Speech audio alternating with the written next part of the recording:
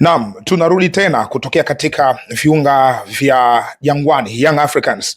Bwana wananchi, Young Africans tunafahamu moja ya stori ambazo zimetrendi katika siku za hivi karibuni, na sisi tumefanya stori hizo, ni juu ya kocha wao Pedro Gonçalves kutaka kuongeza nguvu katika kikosi cha wananchi, hususan katika safu ya kushambulia ambayo so far imefanya kazi nzuri, ila bado wanaamini wanaweza kuboresha zaidi ili kufanya vizuri zaidi, yani kupatikana mabao ya kutosha, timu iwe free scoring kwenye safu yao ya kushambulia. Sasa so far wana namba 9 wawili, kwa maana ya ukimtoa Clement Mzize ambaye ana injury, hayupo kwenye mpango kazi, ambao wapo ni Prince Dube pamoja na Andy Boyeli. Lakini kwa mazingira yanavyoonekana, inaonekana kocha ni chaguo lake la kwanza ni Prince Dube over kwa dhidi ya Andy Boyeli. Na Boyeli ikumbuke kwamba yupo kwa mkopo, anatokea Afrika Kusini kwenye timu ya Sekhukhune United.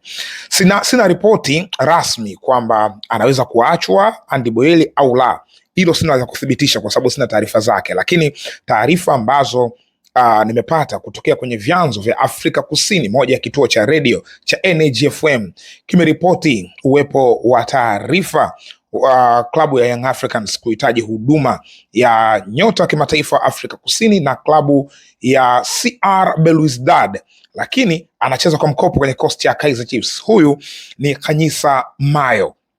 Wengi nadhani tunamfahamu, hususan kwa wale ambao wanafuatilia kandanda ya Afrika Kusini watakuwa wanamfahamu. Khanyisa Mayo ni nyota ambaye amewahi kuwa mfungaji bora wa ligi kuu ya Afrika Kusini miaka 2022 2023. Yes, lakini kwa ujumla wake hii ni taarifa ambayo imetokea huko. Sasa sisi hatuachi tip, story tip hatuachi, hatuthibitishi urasmi wa taarifa, lakini tunakwenda kumwangalia Khanyisa Mayo ikiwa kweli Young Africans wanahitaji huduma yake kama ambavyo kituo hiko cha radio kimeripoti. Basi Khanyisa Mayo ni mchezaji wa aina gani, na je, nafasi yake ndani ya Young Africans ipo? Bwana Mayo ni miongoni mwa nyota wa Afrika Kusini ambao kwenye miaka hii ya karibuni ameclick, amefanya vizuri kwelikweli. Amecheza tu timu za kawaida za madaraja ya kati, the like of Super Sports United, Cape Town City. Ni hakuwahi kupata nafasi ya kucheza ile giant Afrika Kusini ambayo ni Orlando Pirates, Kaizer Chiefs pamoja na Mamelodi Sundowns. Sasa kiwango kizuri ambacho alikionyesha kwenye kikosi cha Cape Town City na kuwa hadi mfungaji bora, akifunga mabao 12 kwenye season 2022-2023 akifungana na Peter Shalulilo wa Mamelodi Sundowns. Khanyisa Mayo baadaye ilimpa nafasi ya kuhitajika na moja ya klabu kubwa kutoka kwenye taifa la Algeria. Hawa ni CR Belouizdad. Khanyisa alienda Belouizdad na akasaini contract ya miaka 3. Mwezi March mwaka 2024 ndo alisaini huo mkataba, lakini akiwa ndani ya kikosi cha CR Belouizdad, performance yake haikuwa ya kuridhisha sana. Alikuwa akistruggle, akifunga mabao 4 katika ligi kuu na kufunga mabao 2 katika kombe, katika mashindano mengine. Maana yake jumla kwenye mashindano yote alifunga jumla ya bao 6, kiwango ambacho wenyewe Afrika Kusini CR Belouizdad kama hakikuaridhisha, na alichoamua kukifanya ni kumwachia Khanyisa Mayo akaboresha kiwango chake kwa kurudi nyumbani. Maana yake anarudi Afrika Kusini kucheza kwenye kikosi cha Kaizer Chiefs. Huko ndiko amerudia. Akiwa na Kaizer Chiefs mambo pia hayajamwanzia vizuri sana msimu huu, kwa maana ya takriban wiki 3 hivi alikuwa nje, zile wiki 3 za mwanzo kutokana na majeraha, lakini ndo amerudi na so far tunapozungumza tayari ameshapachika bao 1 katika michezo ambayo Kaizer Chiefs wamecheza. Bado kuna ugumu wa hii taarifa kuelewa mantiki ya moja kwa moja, ikiwa current performance ya Khanyisa Mayo sio yenye kuvutia sana, kwa sababu msimu huu licha kwamba alikuwa kwenye majeraha, lakini alikotoka hakufanya vizuri, kwa maana ya CR Belouizdad. Nani ya Kaizer Chiefs walikuwa wanahitaji kwelikweli mshambuliaji wa mwisho ambaye anaweza kufanya vizuri katika eneo hilo, na wamemsajili pia Pedro Silva kutoka Ureno. Huyu yuko pale kwenye kikosi chao kwa ajili ya kwenda kuongeza nguvu katika hilo eneo, lakini so far Kaizer Chiefs ni eneo ambalo wana struggle katika eneo la kushambulia. So far wameshafunga mabao 13, lakini wamecheza michezo 13, maana yake wastani wa goli moja katika kila mchezo. Wamezidiwa na timu nyingi, tena katika zile top 5 wao ndo wa mwisho katika orodha ya upachikaji mabao. Timu zishafunga hadi goli 20 katika mechi 12, lakini wao na struggle bado, mechi 13 goli 13.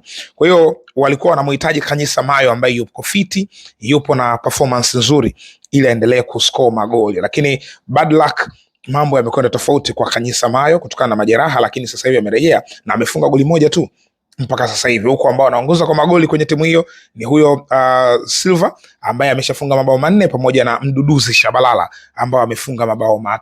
Kwa hiyo wanajitafuta. Makabili Lepo sofa amefunga goli moja peke yake kama ilivyo kwa Khanyisa Mayo. Kwa hiyo Kaizer bado hawapo sawa. Sasa taarifa zinaeleza kwamba Young Africans wanamhitaji kwa shifting ya mkopo, kwa maana mkopo wake ambao uko ndani ya Kaizer Chiefs au shifting na kuelekea Tanzania kwa ajili ya kwenda kuisaidia Young Africans. Sasa licha ya hiyo changamoto ambayo yuko nayo, Khanyisa Mayo anapokuwa kwenye fomu yake ya ubora ni mchezaji wa daraja la kuridhisha, ni moja ya washambuliaji hatari. Wale ambao walimuona akiwa na Cape Town City watakuwa mashahidi katika sanaa yake ya kupachika mabao Khanyisa Mayo, lakini pia uwezo kucheza kama second striker.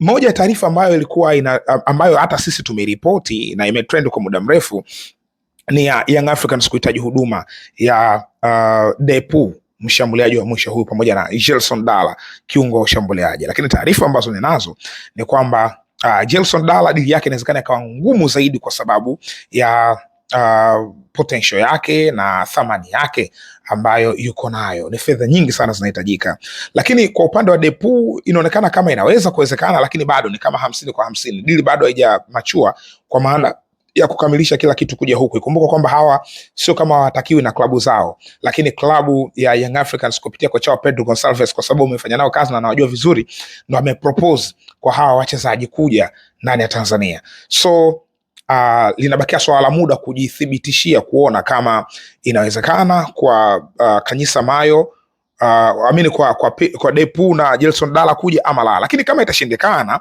ndo vile Young Africans ni kama wanatafuta alternative, mbadala ni nani.